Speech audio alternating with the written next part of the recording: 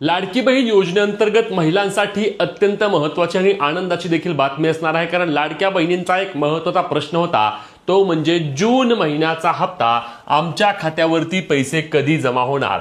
लाडकी बहीण योजनेअंतर्गत हप्ता वितरणाचा GR तर 8 तारखेलाच आला होता। त्यानंतर वितरण कधीपासून सुरू होणार? खरं पाहायला गेलं तर 13 तारखेपासून हे वितरण होईल अशी देखील माहिती देण्यात आली होती, परंतु हे वितरण काही प्रमाणामध्ये लांबले आणि लाडक्या बहिणींच्या खात्यावरती आज पैसे येणार, कारण लाडक्या बहिणींनो लक्षात घ्या, 2026-27च्या नवीन लेखशीर्षानुसार लाडक्या बहिणींच्या खात्यावरती 15 तारखेच्या आधी वितरण करणे बंधनकारक असते आणि आपल्याला माहिती आहेच की मागील महिन्यामध्ये देखील 15 तारखे रोजी लाडक्या बहिणींच्या खात्यावरती पैसे जमा झाले होते।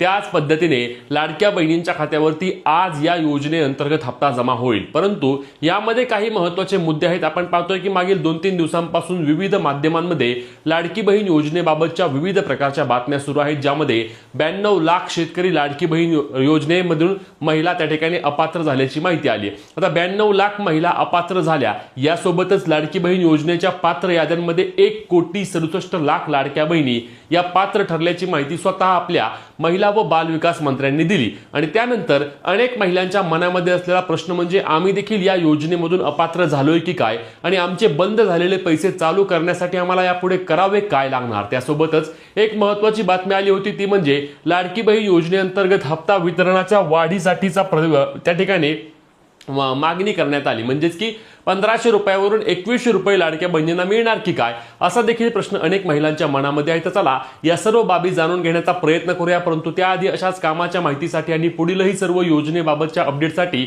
आपल्या पेजला फॉलो आणि चॅनलला सबस्क्राईब करून घ्या, जेणेकरून योजनेसंदर्भातील पुढीलही सर्व अपडेट तुमच्यापर्यंत सर्वात आधी आणि सर्वात योग्य पद्धतीने पोहोचवण्याचे काम आपण आपल्या पेज आणि चॅनलच्या माध्यमातून करतो। तर लाडक्या बहिणींनो लक्षात घ्या, सर्वात पहिला आजच्या हप्त्याचा वितरणाचा मुद्दा। तर लाडकी बहीण योजनेमध्ये 2026-27च्या नवीन लेखशीर्षानुसार काय महत्त्वाची माहिती होती, तर यामध्ये महिला ज्या प्रवर्गातील असेल त्या प्रवर्गाने 10 तारखेच्या आधी महिला व बाल विकास विभागाकडे निधी देणं बंधनकारक करण्यात आले होते। त्यानुसारच दिनांक 8 तारखे रोजी GR देखील आला होता आणि 10 तारखेपर्यंत सर्वच प्रवर्ग जे आहेत, मग ओपन असू द्या, SC असू द्या, ST असू द्या, OBC असू द्या, सर्व प्रवर्गाने त्या ठिकाणी महिला व बाल विकास विभागाकडे निधी त्यांचा ट्रान्सफर केला आहे। ते सरकारच्या वतीने बंधनकारकच करण्यात आले आहे आणि त्यासोबतच अजून एक महत्त्वाची बाब बंधनकारक किंवा आवश्यक करण्यात आली आहे, ती म्हणजे 15 तारीख, म्हणजेच की 15 तारखेच्या आधी त्या ठिकाणी महिला व बाल विकास विभागाने लाडक्या बहिणींच्या खात्यावरती DBT प्रक्रिया सुरू करून योजनेचे पैसे बेखतर जमा करणे किंवा प्रक्रिया चालू करणे बंधनकारक केले। म्हणूनच आपण पाहिलं होतं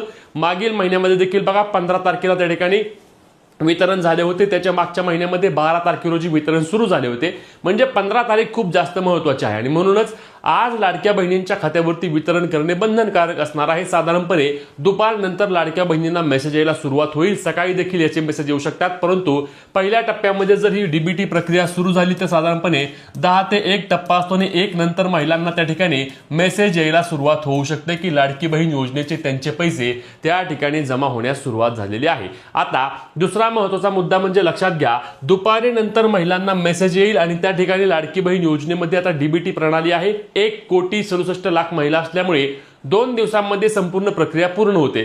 जे महत्त्वाचा मुद्दा म्हणजे त्या दिवशी ज्या दिवशी वितरण सुरू होते त्या दिवशी संध्याकाळपर्यंत बहुतांश महिलांना योजनेचे पैसे जमा होतात आणि ज्या काही महिला तुरळक बाकी असतात त्यांना दुसऱ्या दिवशी पैसे मिळतात, कारण आता सुरुवातीचा जो आकडा होता 2,63,00,000चा, तो आकडा आता मोठ्या प्रमाणावर कमी झाला आहे, कारण 92 लाख महिला लाडकी बहीण योजनेच्या ज्या सुरुवातीच्या याद्यांमध्ये होत्या त्या या ठिकाणी अपात्र झाल्यात। आता यामध्ये सर्वच 92 लाख महिला मग eKYC मुळेच अपात्र झाल्यात का, तर असं देखील अजिबात नाही।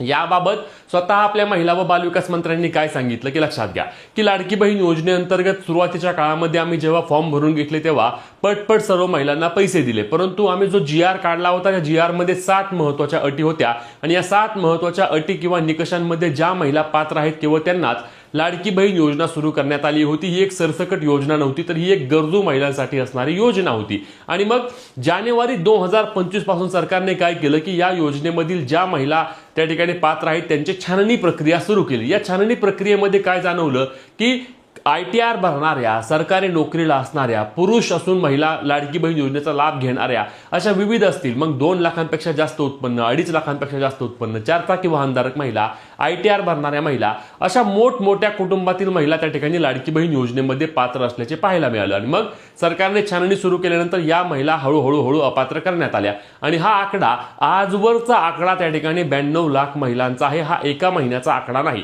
मग यामध्ये बहुतांश संख्या कोणाची आहे तर ज्या महिलांनी EKYC केलं नाही त्यांची संख्या नक्कीच जास्त प्रमाणामध्ये आहे. परंतु यामध्ये सरकारच्या वतीने पुन्हा EKYC करण्यासाठी संधी दिली जावी ही मागणी आम्ही देखील नक्कीच करतोय, कारण ज्या पात्र महिला आहेत त्या या योजनेच्या लाभापासून वंचित राहता कामा नये. परंतु सर्वच 92 लाख महिला या फक्त EKYC मुळे अपात्र झाल्या नाहीत, तर अनेक महिला अशा आहेत की ज्या खरंच अटी व निकषांमध्ये अपात्र आहेत आणि म्हणून त्यांनी त्यांची EKYC केलीच नाही किंवा EKYC करून देखील त्या निकषांमध्ये बसत नसल्यामुळे सरकारने त्यांना अपात्र केले.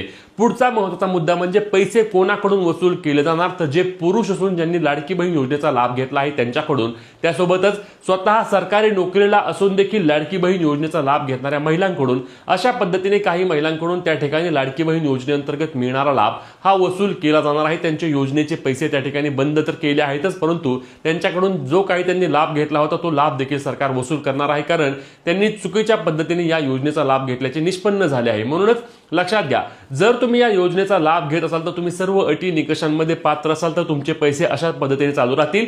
परंतु जर तुम्ही काही निकषांमध्ये अपात्र असाल तर तुमचे पैसे येणाऱ्या काही महिन्यांमध्ये देखील बंद होऊ शकतात. त्यामध्ये कारण सरकारने अजूनही छाननी प्रक्रिया चालूच ठेवली आहे. आता पुढचा मुद्दा म्हणजे 2100 रुपये येणार का नाही, तर लक्षात घ्या 2100 रुपये मिळणार नाहीत.